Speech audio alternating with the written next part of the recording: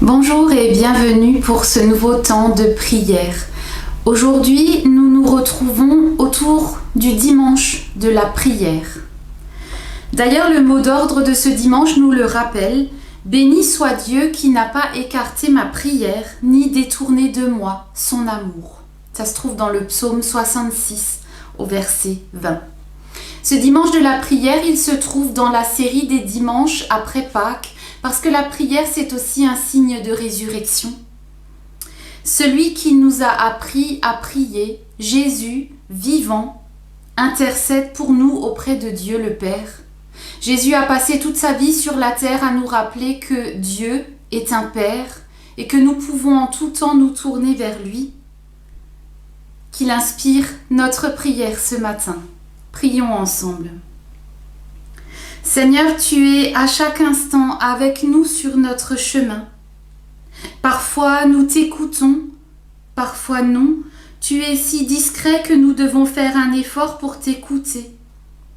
Aide-nous aujourd'hui à nous mettre à ton écoute. Apprends-nous à nous détourner de nos préoccupations et de nos soucis pour être vraiment disponibles pour toi ce matin. Donne-nous de t'entendre nous parler à travers ces mots que nous allons entendre. Amen. Est-ce que Dieu entend nos prières ? Est-ce que Dieu m'entend quand je demande quelque chose ? Est-ce que Dieu m'entend quand je crie à lui ? Une question que nous nous sommes certainement déjà posée, une question que les gens du temps de Jésus se demandaient déjà. Est-ce que Dieu entend ce que nous lui demandons ? Nous allons avoir quelques éléments de réponse aujourd'hui dans l'Évangile selon Luc au chapitre 11.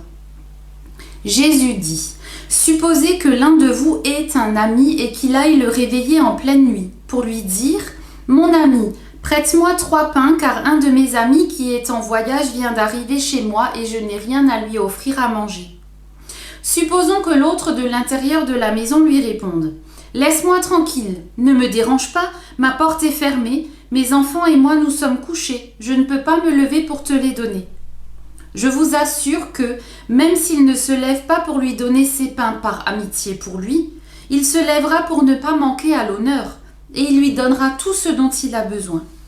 Ainsi, moi je vous le dis, demandez et vous recevrez, cherchez et vous trouverez, frappez et l'on vous ouvrira. Car celui qui demande reçoit, celui qui cherche trouve, et l'on ouvre à celui qui frappe. Il y a des pères parmi vous. Lequel d'entre vous donnera un serpent à son fils quand celui-ci lui demande un poisson ? Ou encore s'il demande un œuf, lui donnera-t-il un scorpion ? Si donc, tout mauvais que vous êtes, vous savez donner de bonnes choses à vos enfants, à combien plus forte raison le Père Céleste donnera-t-il l'Esprit Saint à ceux qui le lui demandent ? Vérité est ta parole, Seigneur. Amen. Est-ce que Dieu entend nos prières ? Une question, je le disais, que nous nous sommes certainement déjà posée. Peut-être pas tous les jours en priant, mais certainement quand on prie pour quelque chose depuis longtemps, quand on a l'impression que Dieu est sourd, qu'il ne répond pas à nos prières. Pire encore, quand on a l'impression que Dieu ne s'intéresse pas à ce que nous lui disons. Certainement, beaucoup d'entre nous se sont déjà retrouvés dans la position des psalmistes qui crient à Dieu à terre à cause de la souffrance et des épreuves de la vie en demandant « Mais Seigneur, où es-tu ? Est-ce que tu m'entends ?» En ce dimanche de la prière dans l'Évangile, Jésus va nous donner 2 exemples.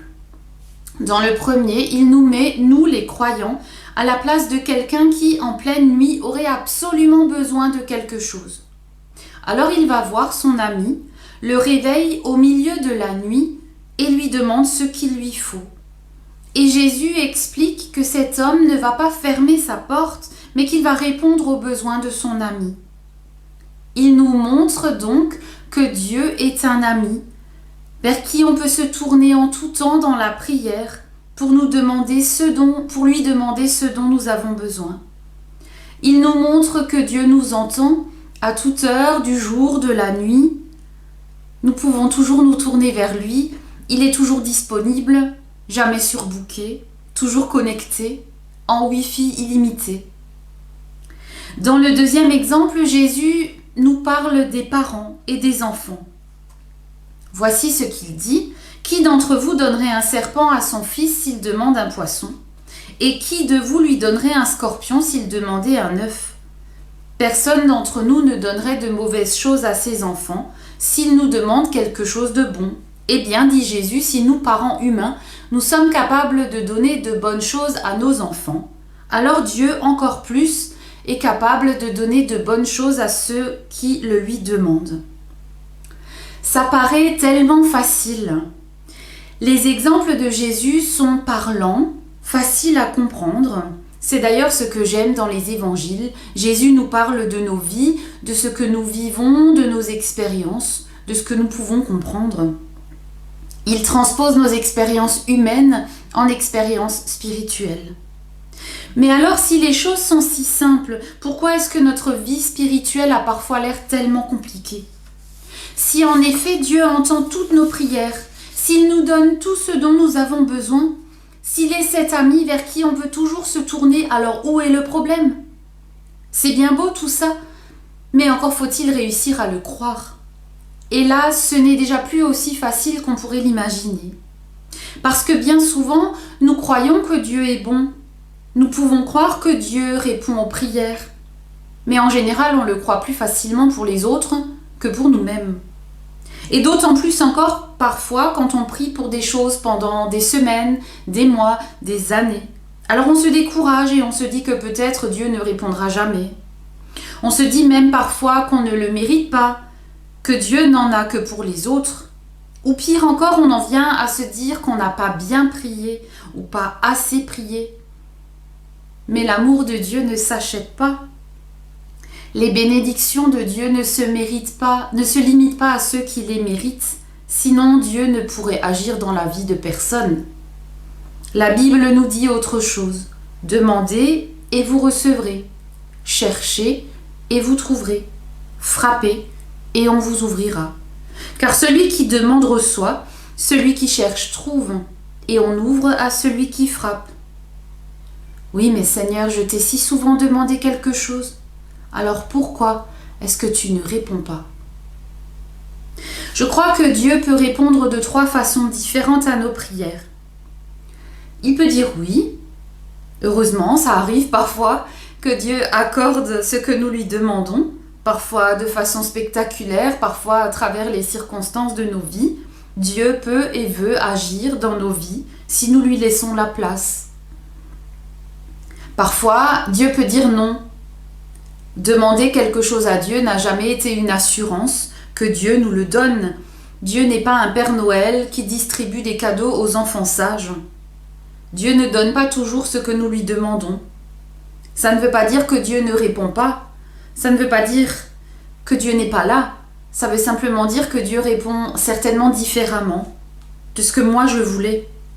Et ça, c'est plutôt facile à comprendre quand on se remet dans la perspective que Dieu est un Père.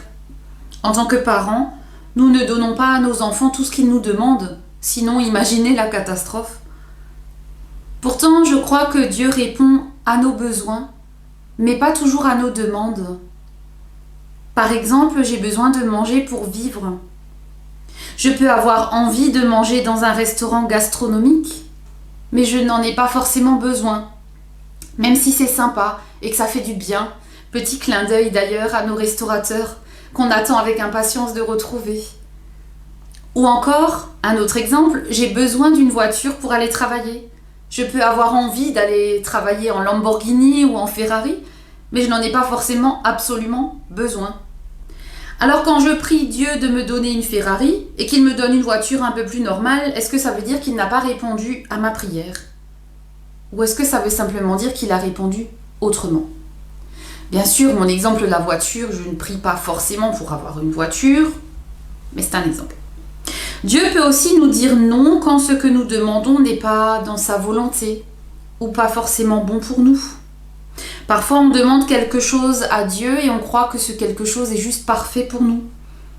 Et puis quand Dieu ne répond pas, on est déçu, jusqu'au jour où on comprend qu'en fait Dieu avait prévu encore mieux pour nous. Prier, c'est aussi accepter que Dieu ne répondra peut-être pas au moindre de mes désirs, mais il me donnera ce dont j'ai besoin. Prier, c'est aussi accepter de ne pas tout comprendre de la volonté de Dieu, mais accepter d'avancer dans la confiance que lui veillera sur moi. Et puis, troisième réponse, Dieu peut dire « Attends ». Dans le livre de la Genèse, on nous raconte la magnifique histoire d'Isaac et de Rebecca qui se sont mariés.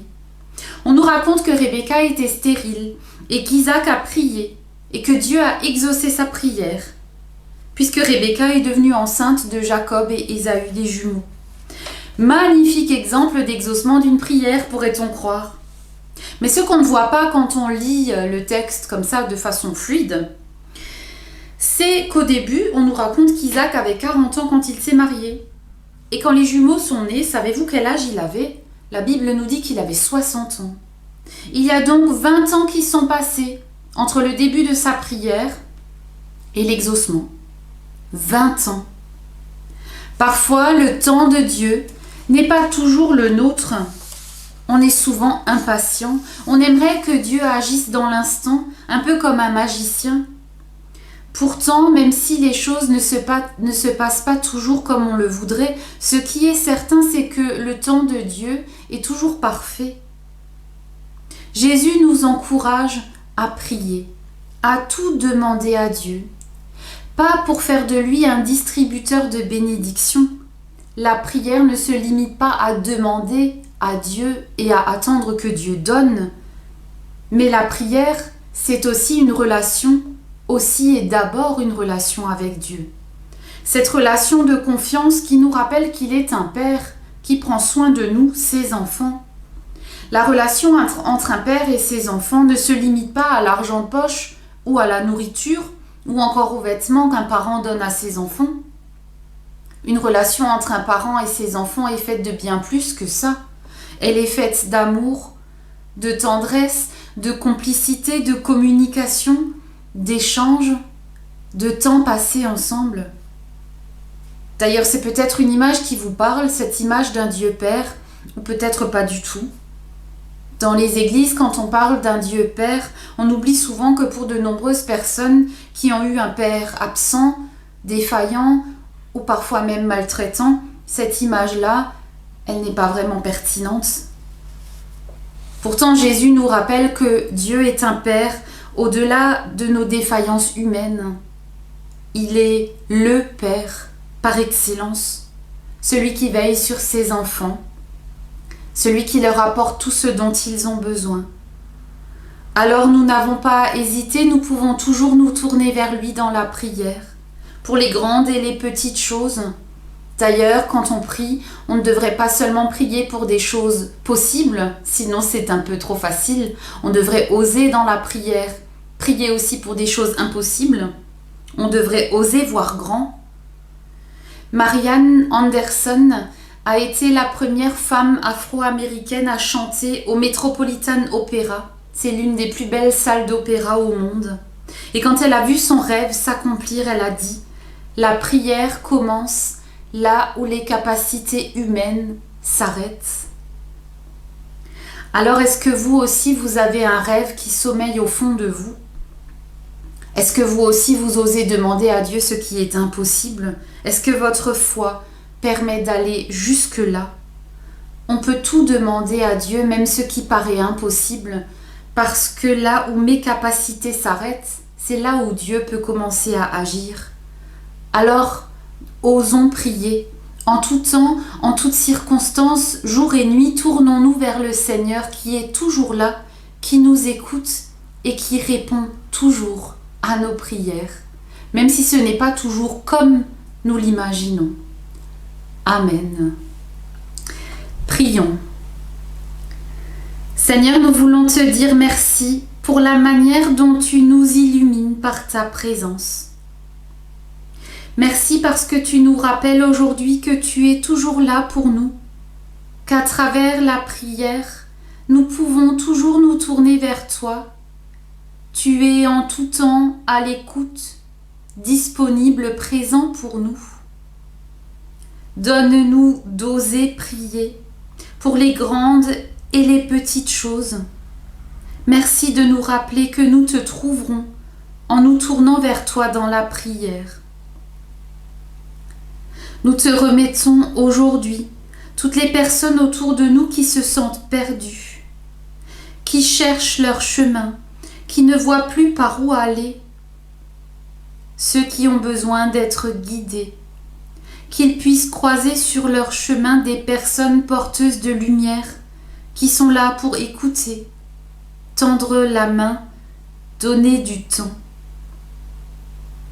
Et là, dans le silence de notre cœur, nous te disons ce que personne ne peut dire à notre place, notre reconnaissance, nos inquiétudes, nos joies et nos peines.